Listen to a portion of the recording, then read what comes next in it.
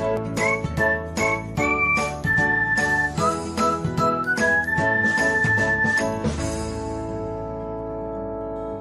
everyone, welcome back to another episode of Technologyglance.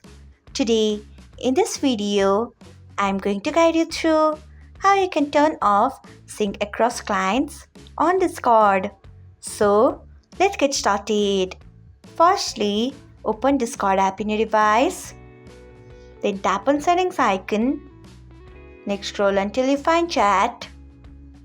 Next, tap on it. Then scroll until you find sync across clients. Next, turn off it by tapping on it. So, this is how you can turn off sync across clients on Discord. Thanks for watching. If you found this guide helpful, we would love it if you hit the thumbs up button below. We upload great new tech tutorials like this one every day. So, do not forget to subscribe to our channel and hit the bell icon so that you'll never miss another update.